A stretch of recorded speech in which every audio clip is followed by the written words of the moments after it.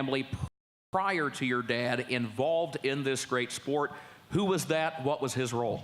Well, sure, Kurt. Let me answer that. But first, I want to say thank you to Joe and Jody, because I'm not sure how much more time I have on a young professionals panel. So thanks, guys. I feel very, very good about that. My grandfather was actually a writer. He was a journalist by trade. He was the editor for the Farm Quarterly. And as a freelance journalist, he published many articles with the Blood Horse. So it would have been Grandpa Cook, Charles Cook, that got Dad interested in the game. So you and your siblings are the third generation now to be involved. Yes, sir. I picked up the phone today. I was driving down to Lexington from my home in Illinois, and I got to thinking about the fact that, of course, you're sales and marketing manager for Hallway Feeds, and the company vice president, Lee Hall, is an individual that I've gotten to know over the years, because Lee will always man the phone bids for the Standardbred yearling sale that's held in Lexington, the Lexington Selected Sale. So Lee and I have had a chance to work together for a number of years. So I called Lee. I said, what can you tell me about Anthony? And he said, you've got to ask him the question. He says, very simple. How did you get your job? Well, I'm glad it was that question. Because after working on 15 years out there, Lee's got some other stories on me too, I'm sure.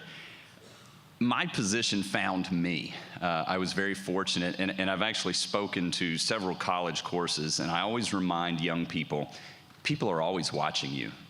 Even when you don't think they are. When you're out on the town for the weekend, there is somebody there watching you, and somebody that can have an effect on you later in life.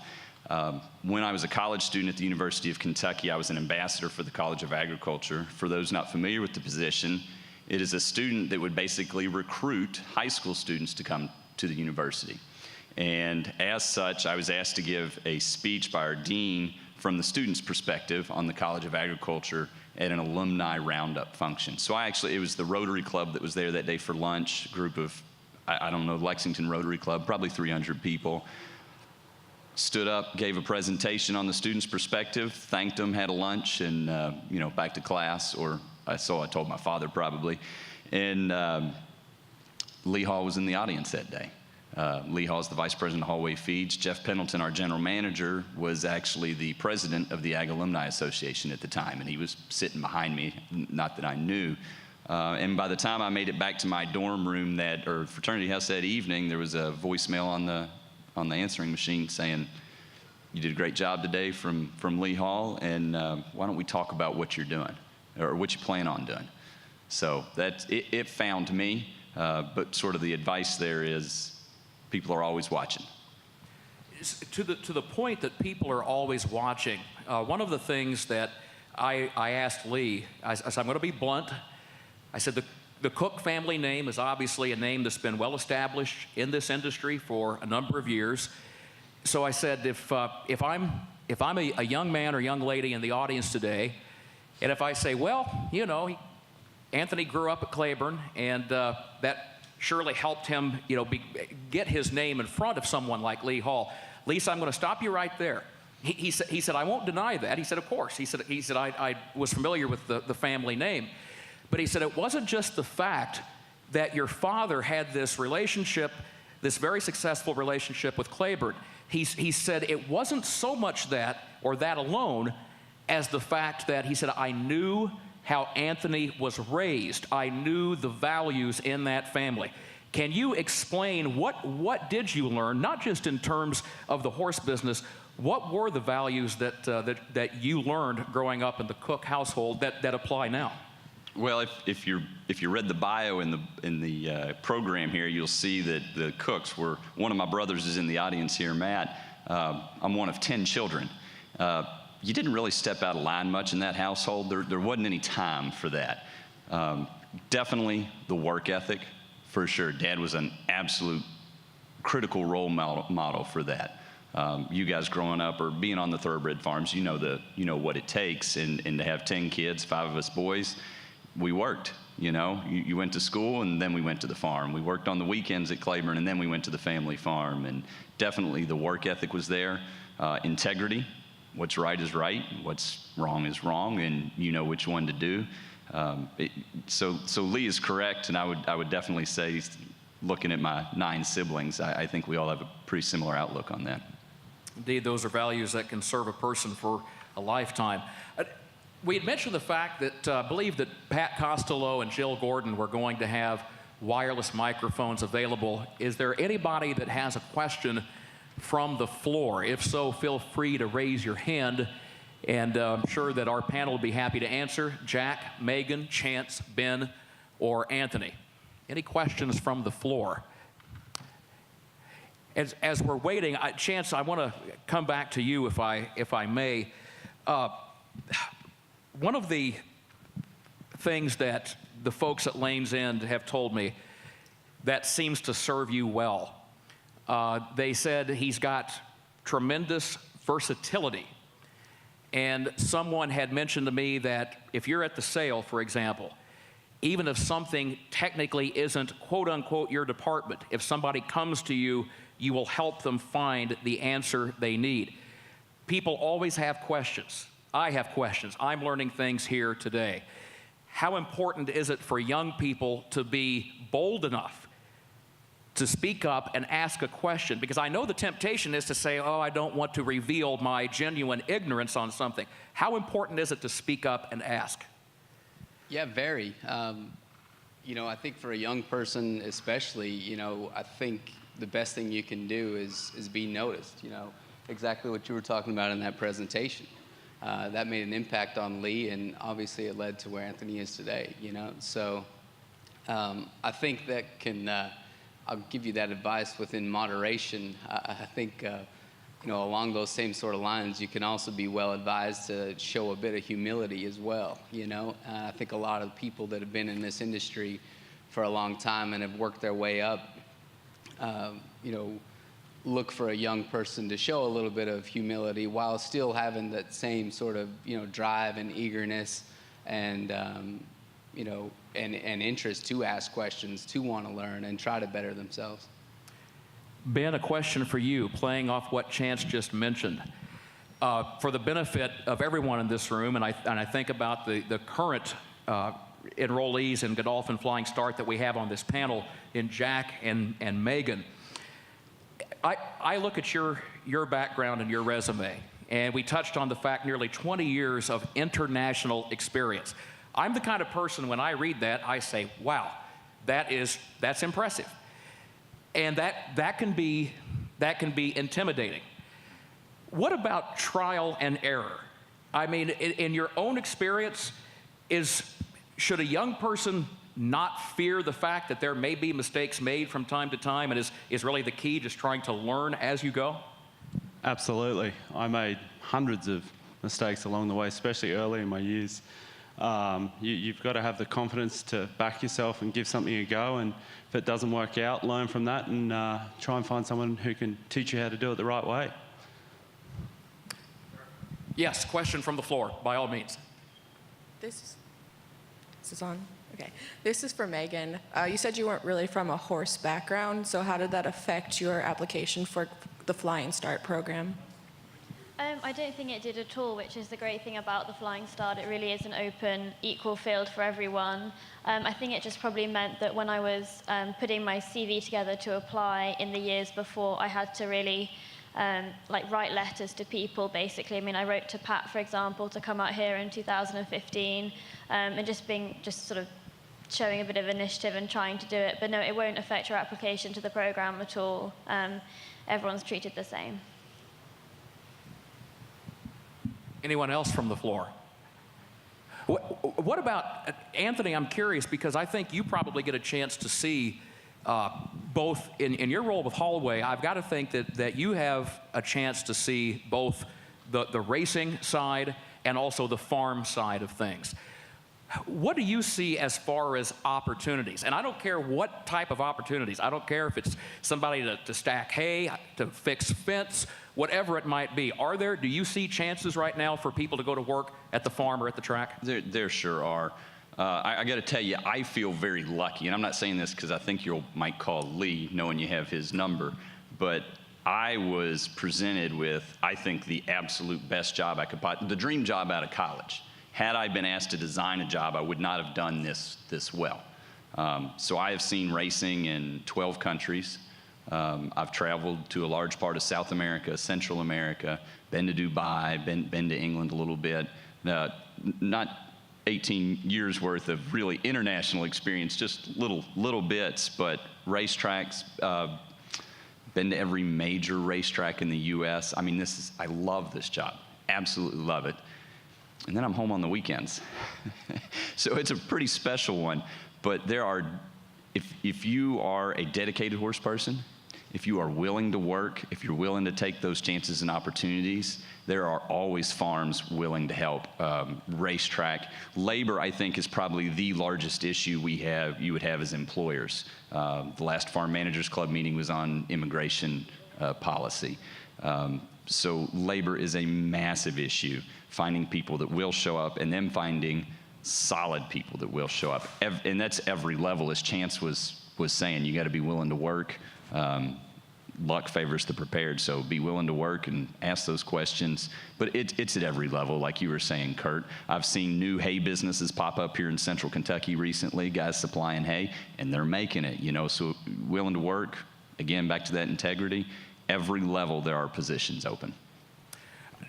I'm curious regarding the two youngest members of the panel here, Megan and Jack, and the two of you feel free to answer this as you wish.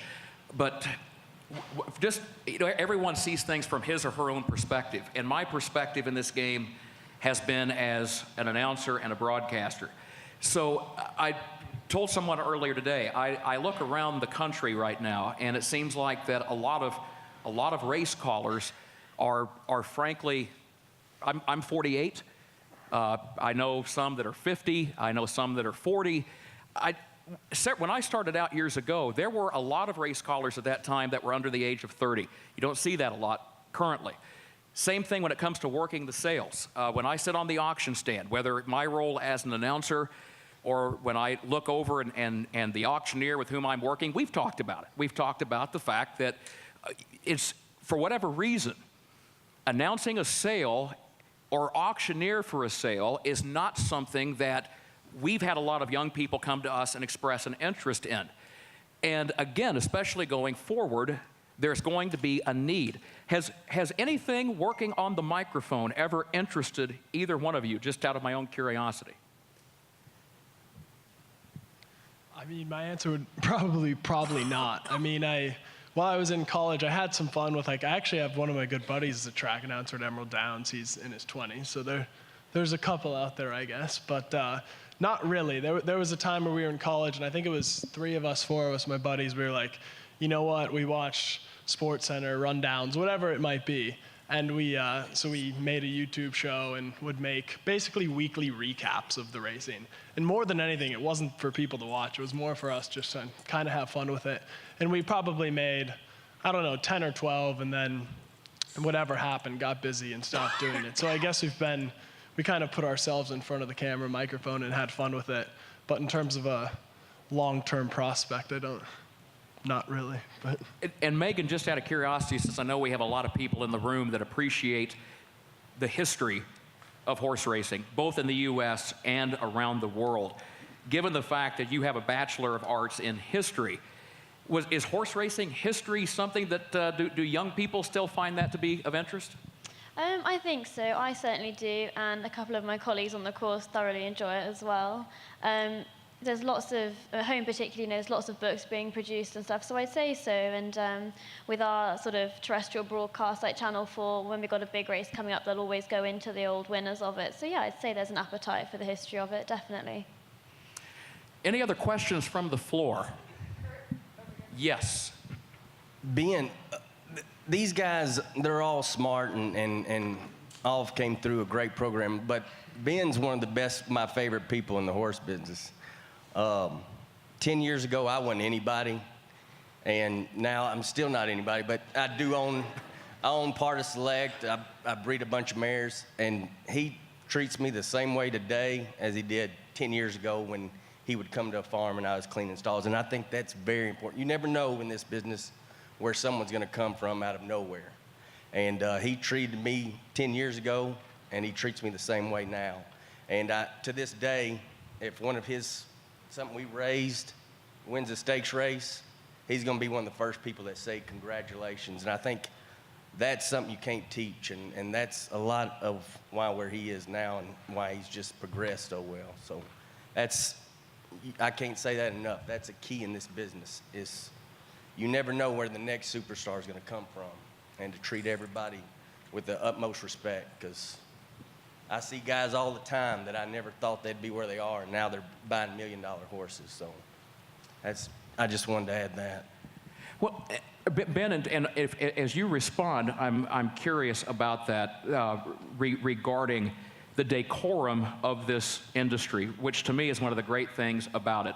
You still see a certain a code of honor, so to speak, in the way it's competitive. I'm not denying that. It's a deeply competitive industry, but we hear the term sportsman in this game, and there's a reason for that, isn't there? Yeah, absolutely. Thank you, Jay. It was very, very kind words. I mean, I've always wanted to, treat people the way I'd like to be treated. I think that's something that we all aspire to. But yeah, I've been very lucky. I've had some great mentors, Tim Thornton here at Airdrie, Burton Jones, Peter Orton in Australia was a general manager I worked for at Vinery, and then Anne Raymond at Sledmare Stud, that were all great managers that really installed that in young people to really treat others as you'd like to be treated, and you'll be in good stead down the road. What about, something else, Ben, that I have heard about you from your colleagues at Airdrie? They say, Ben, one of the things that he has going for him is the fact that he is equally adept, whether he is working in the barn or working in the office. We've touched on versatility as a quality that could serve all of us well in the thoroughbred industry. Was that something that came to you naturally? Because obviously, whether you're in the barn or sitting behind a desk, I mean, there are different skills that are involved. Was that something you had to learn, or was that just something that just came to you from almost like an innate sense? That was something I had to learn. I had no idea that I would end up sitting behind a desk on a phone half the day. I was always pretty hungry from an early age just to learn as much about what was going on, because I really didn't know what was going on most of the time. So, there was that hunger there to get out and learn as much as possible and meet as many people and create those connections that are going to really help you later on in life. Anybody else from the floor? One more. Yes. Yes, this is for the three gentlemen to my right. Any particular memory or person that has impacted you to get you to where you are now that you have?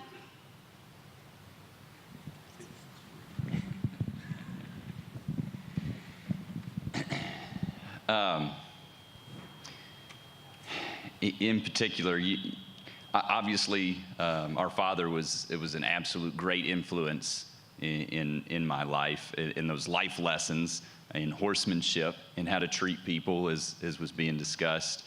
And I'll give you something that's a little bit more immediate, and not just because he's here, but I look up to Chauncey Morris. I traveled with Chauncey.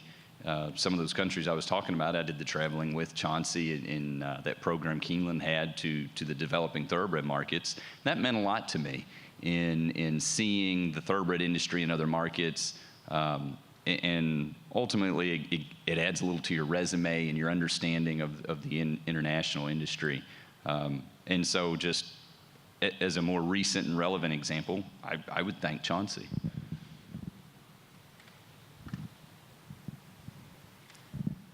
She asked all three. Oh, all of us. Sorry. This can be like we had a family friend. His name is Troy Van Bylen. He was a farm manager. I grew up in Sydney in a restaurant, and my dad was a stonemason. We used to go and visit them maybe once or twice a year on a farm. So for a city kid, to me, the farm was like the best thing possible. I could get on a motorbike, get on a horse, and somehow live. And he was a big influence on me. He was a great animal husbandry type person. Very good at foaling mares. He had cattle, geese, ducks, peacocks, you name it. They had all sorts of stuff running around that farm. So he was a big influence on me early on. I guess I'd probably like to touch on both if I could. A particular memory I'll never forget, right out of college, I took a job as the assistant racing secretary and clerk of scales at Arapahoe Park in Denver. Had nothing else going, so I landed out there. And I'll never forget, they used to run Arabians out there, and one day this Arabian completely mucked out the saddling enclosure, like got loose and like knocked people over. It was a total mess. And I'll never forget sitting there outside the room watching it all take place, thinking to myself, I've got to do something different. This is not at all where I want to be. And you know, oddly enough, I called Elizabeth Jensen the very next day. She was instrumental in me getting a scholarship for the Race for Education, and led to me going to school at University of Arizona. And I said, I want to get to Kentucky. Can you help me? And she said, yeah, you bet. Come on. And I showed up the day before Book 1 at Keeneland, September, and got going, you know. So that particular memory sparked a call to a very, you know, important person that helped me a lot. And, you know, at least got me going anyway. Chance, hang on to that microphone just a moment. Anybody else from the floor? We have time for just one more question, I think. Anyone? If not, Chance, I've got one last question for you.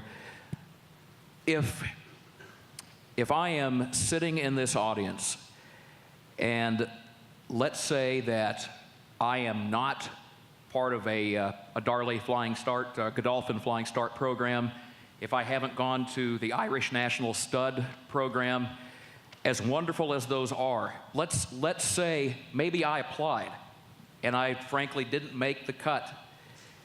This is such a great sport, and yet it can have its moments where it can be challenging, and you might second guess yourself. What's your advice to a young person who may not be able to pursue those channels, but still has hopes of working in this industry? Yeah, I mean, I think the opportunities are unlimited, really, like Ben was talking about his experience, you know, and you know, Meg talked about her connection with Pat.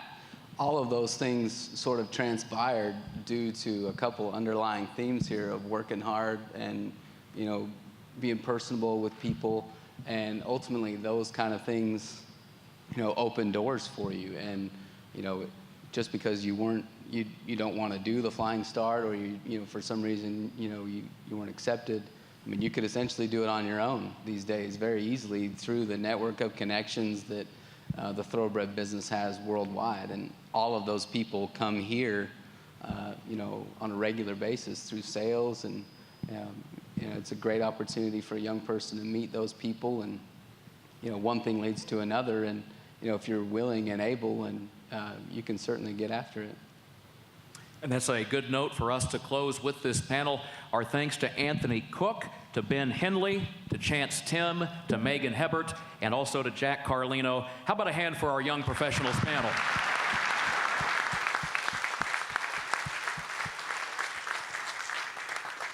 And we thank you one and all. Very, very interesting, and I think we probably have all learned a few things here today. It's time well spent.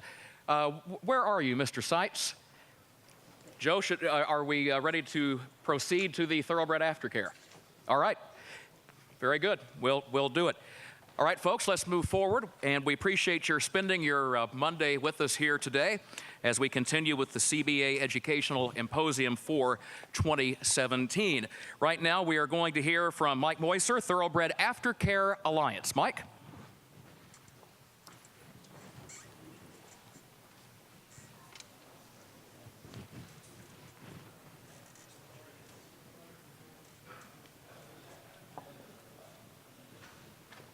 Thanks, everyone, for giving us a little bit of time to talk about the TAA, where we've been, where we are, and where we're going. Last year, we recognized the fact that we needed to do a better job of getting the word out about the TAA, not only within our own industry, but to the public in general. So we embarked on a number of public relations endeavors. One of them was a very fine video that we had produced with some help from our media partners. So we started the TAA in 2011, and we really got it legally formed in 2012. And that was the product of the efforts of Jack Wolf bringing a number of us together, recognizing the need to have a way to fund aftercare in the United States. But the biggest part of that was making sure we did it right. And the thing we learned this year when we surveyed within our industry about perceptions of the TAA is that barely half of the people in the industry know about the function that accreditation plays in what we do. We are the only organization in North America that accredits aftercare facilities. Now, what does that mean? It doesn't mean you just fill out an application. It means you go through a process. We inspect your facility. We send vets to your facility. We come up with a series of criteria, and you either get accredited or you don't. That's not the end of it, because our accreditation carries all the way through the spending of the money that we give you through a grant, with random site inspections, with reports that have to be filed, with monitoring. And the reason we do all of that is because we want to make sure that the money gets to the horses in the best way, and that the money goes to the horses. We don't give money for bricks and mortar.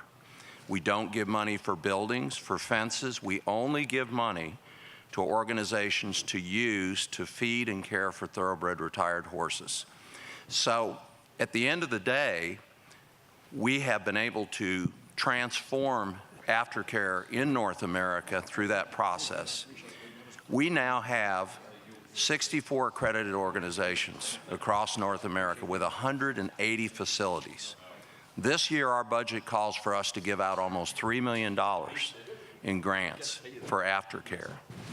And just barely over 10% of what we take in goes to our overhead. I would challenge you to compare that record with any other charity in our industry. But there is more to be done. And one of the areas where we express concern among ourselves is the sales. And you all play a critical role in that, because you are our ambassadors for the sellers of horses at public auction. You are the people who have the ability to convince those sellers that it's worth a few dollars to the TAA with each horse that they sell. You know, so far, the notion of everybody putting a nickel in and growing this thing has been successful. But we have to go forward. We can't go backwards. And so I would hope that you have the ability to talk to your clients, to get them to participate.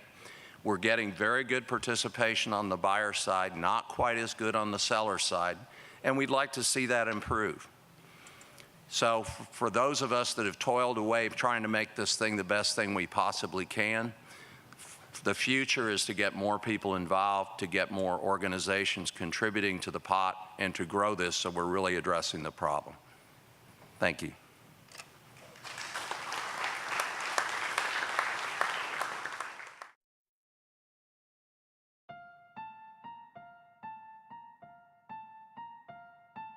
The TAA is the essence of credibility for our sport. It's imperative that the TAA does its job and does it well. With the TAA, the sport can say in clear conscience that, in fact, we are taking care of this athlete after his